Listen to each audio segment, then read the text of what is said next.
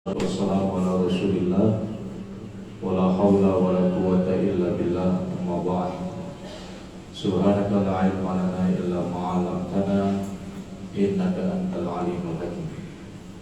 Ma'asyiral muslimin jamaah salat zuhur yang dirahmati Allah.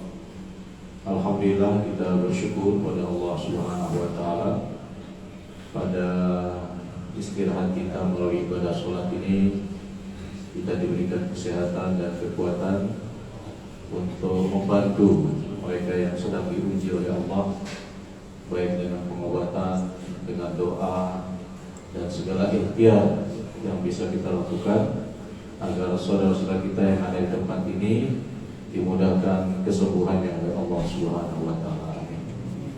Salawat dan salam semoga dilimpahkan kepada junjungan kita Nabi besar Muhammad sallallahu alaihi wasallam. Pada istirahat zuhur kita siang hari ini, kita masuk pembahasan surat Al-Alaq. Setelah sebelumnya kita selesai membahas surat At-Tin. Surat Al-Alaq terdiri dari 19 ayat dan termasuk kategori Makkiyah. Surat ini tidak turun sekaligus, tapi turun pertama kali 5 ayat pertamanya, baru kemudian turun sisanya, turun 14 ayat berikutnya. Dan 5 ayat pertama inilah yang menjadi awal turunnya Al-Quran. Ketika itu Nabi sedang berada di Gua Hira untuk menyendiri, karena beliau banyak menyaksikan kebatilan-kebatilan, dekadensi moral yang terdapat di kota Mekah, dan beliau tidak punya power pada saat itu untuk bisa merubah keadaan menjadi lebih baik. Maka beliau menyendiri, membawa bekal, dan pada saat itu bulan Ramadan, usia beliau 40 tahun. Datanglah kepada beliau malaikat Jibril. Kemudian malaikat Jibril mengucapkan kepada Nabi Muhammad, "Iqra", bacalah. Nabi Muhammad adalah orang yang ummi, tidak bisa baca tulis. Maka beliau menjawab, "Ma'ana biqari", saya tidak bisa membaca. Malaikat Jibril kemudian mendekap Rasulullah dengan sangat kuat sampai beliau tidak sanggup untuk bernapas.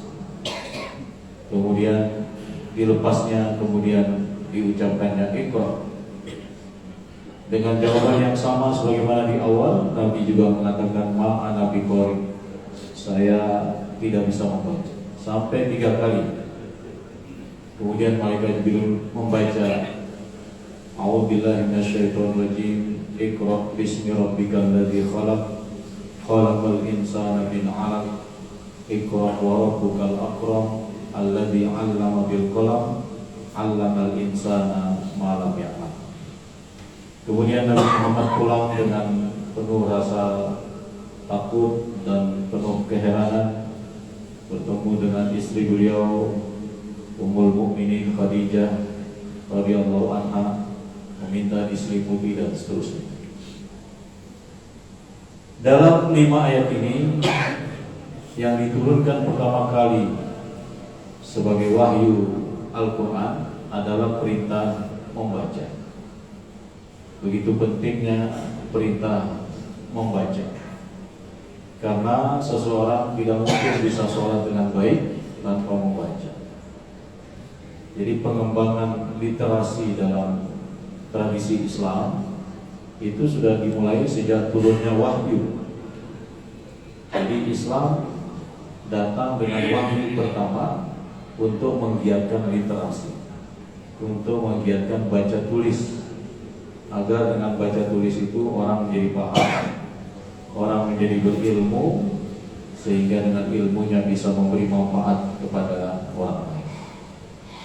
Iqra bismi rabbik, bacalah dengan nama Tuhan, atau bacalah dengan memulai mustaftihan, dengan nama Tuhan, atau bacalah dengan mutabarikan, memohon berkah dengan nama Tuhan, atau bacalah musta'inan.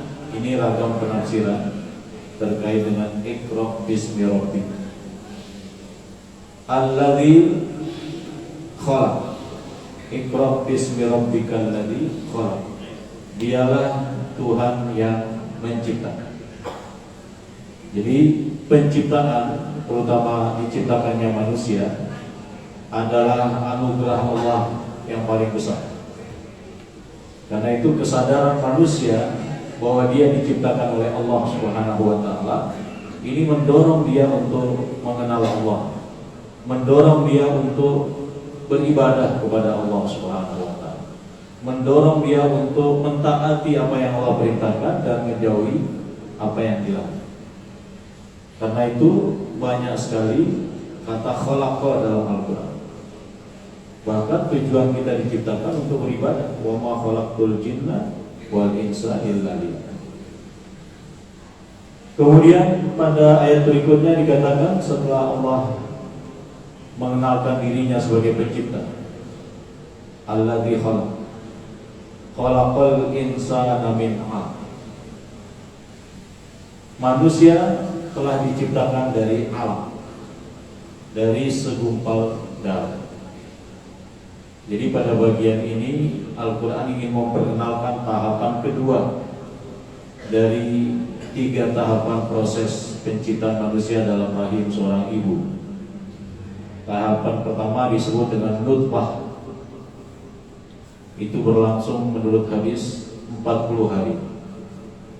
Kemudian menjadi alaqah. Dan alaq itu bentuk jamaknya, alaqah itu bentuk tunggalnya, singularnya. Ini proses kedua, juga 40 hari. Kemudian setelah itu nanti berubah menjadi mudghah, segumpal daging. Ini proses yang ketiga, juga 40 hari. Baru kemudian Allah meneruskan penciptaannya hingga kemudian kurang lebih 9 bulan. Kemudian ada yang tercipta sempurna, ada yang tercipta tidak sempurna, ada yang Allah wafatkan sebelum lahirnya dan seterusnya. Jadi Al-Quran ingin memperkenalkan salah satu dari 3 proses penciptaan dalam hadis yang sahih itu. Atau ada juga yang mengartikan ketika tadi firman Allah alladzi khalaq, yang telah menciptakan Adam. Kemudian diulangi kata khalaqanya, khalaqal insana min 'alaq, yang menciptakan manusia keturunan Adam dari alaq itu, atau dari nutfah kemudian menjadi alaq, kemudian menjadi mudghah. Setelah itu diulangi lagi perintah membaca itu. Iqra wa rabbukal akram. Bacalah dan Tuhanmu yang maha pemurah. Jadi kenapa terulang 2 kali perintah membaca ini? Menurut penjelasan ahli tafsir, diantaranya Quraisy Shihab, ada yang mengatakan Iqra yang pertama itu awal memulai belajar, awal memulai menuntut ilmu harus karena Allah. Sedangkan Iqra yang kedua, ketika ilmu itu sudah diperoleh, maka pemanfaatan ilmu tersebut juga harus karena Allah. Jadi baik memulai belajar untuk memperoleh ilmu dengan Iqra tadi, maupun setelah memperoleh ilmu kemudian mengamalkannya adalah untuk meningkatkan ketaatannya kepada Allah dan kemaslahatan hidup manusia.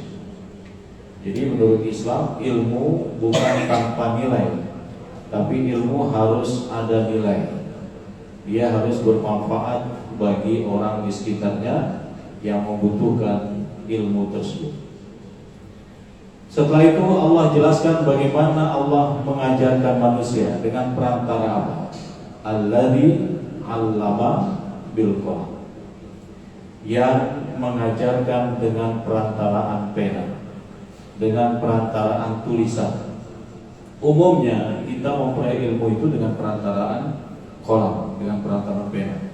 sejak kita mulai belajar di tingkat PAUD atau mungkin sebelum itu, kemudian kita masuk TK, masuk SD, SMP dan seterusnya, semuanya dengan perantaraan pena. Jadi Allah mengajarkan hamba-hambanya dengan perantaraan pena. Tetapi ada juga kemudian di ayat kelima, alladzi 'allama bil qalam 'allamal insana ma lam ya'lam. Allah ajarkan kepada manusia apa-apa yang tidak diketahui. Karena itu ada pembagian dua macam ilmu. Ada ilmu kasbi, ada ilmu laduni. Ilmu kasbi itu adalah ilmu yang bisa diperoleh dengan usaha, dengan belajar, meneliti, membaca, berkonsultasi dan lain sebagainya. Itu namanya ilmu kasbi. Artinya ada usaha manusia untuk memperolehnya. Tapi ada ilmu laduni, sebagaimana ilmunya Nabi Khidir. Ketika Musa datang kepada Nabi Khidir untuk belajar karena diperintahkan oleh Allah, maka Nabi Khidir diberikan oleh Allah ilmu tanpa kolam, tanpa kitabah, tapi dimasukkan langsung ke dalam dada malaikat Jibril, dada Nabi Khidir.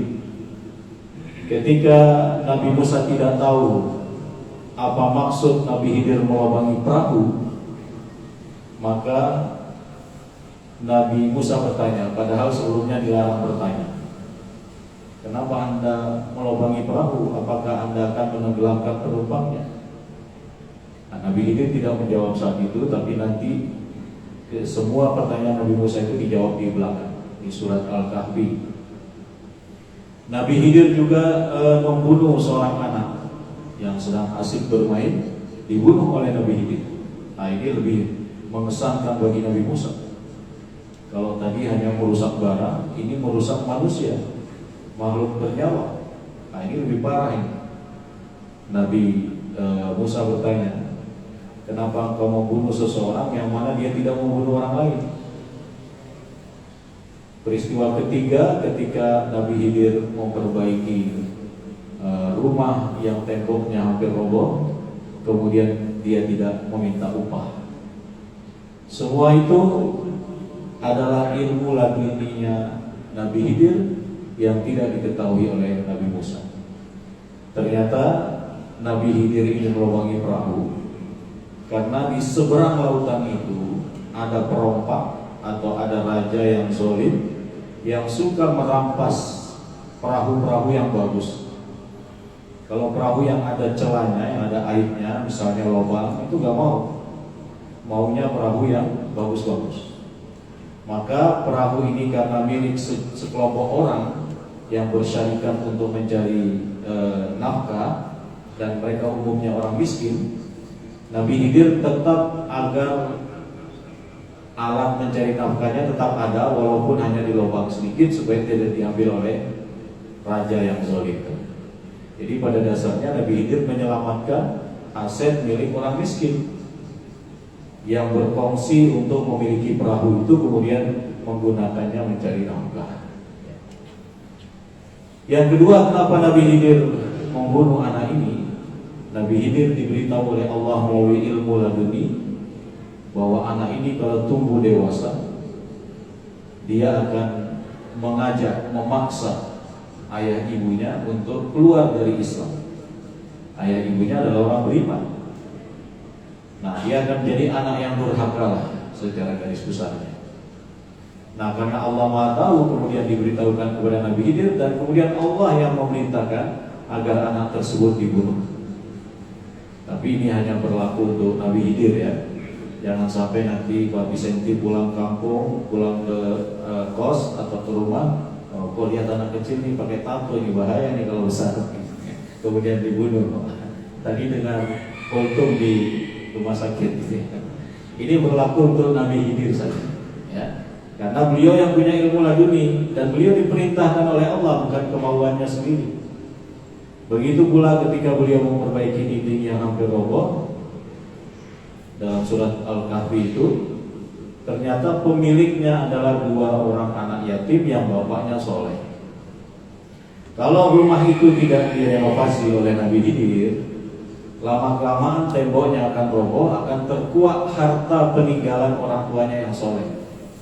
Bisa saja penduduk desa yang bahil. Kenapa bahil? Karena ketika Nabi Khidir dan Nabi Musa minta sekedar diberi makan minum karena mereka musafir, tidak ada yang memberi. Nah, bisa jadi orang bahil itu biasanya dekat dengan tamak. Melihat ada harta yang berharga, mereka akan mengklaim ini punya desa, ini punya aset, ini aset negara. Kalian walaupun sudah tinggal lama di sini ya harus pergi sebelum tanggal 28 gitu. Jadi orang bahil itu biasanya dekat dengan ketamakan. Maka dilindungilah aset orang soleh, seorang bapak soleh ini yang sudah meninggal, dan dijaga anak yatim itu melalui perantara Nabi ini. Maka kesolehan itu insya Allah bermanfaat walaupun kita sudah wafat.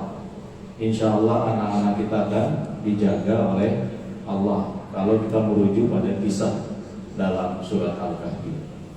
Jadi ilmu itu ada dua, ada ilmu yang kita ikhtiari, kita cari sendiri dan ini umumnya kita memperolehnya. Ada ilmu yang langsung dimasukkan Allah ke dalam dada orang-orang yang dikehendakinya, para nabi, para rasul, orang-orang soleh dan lain sebagainya. Barangkali 5 ayat dulu insyaallah. Maaf, assalamualaikum warahmatullahi wabarakatuh. Kita ambil aja ngomong. Nah, ini kita ini holy paling ngomong. Nah, ini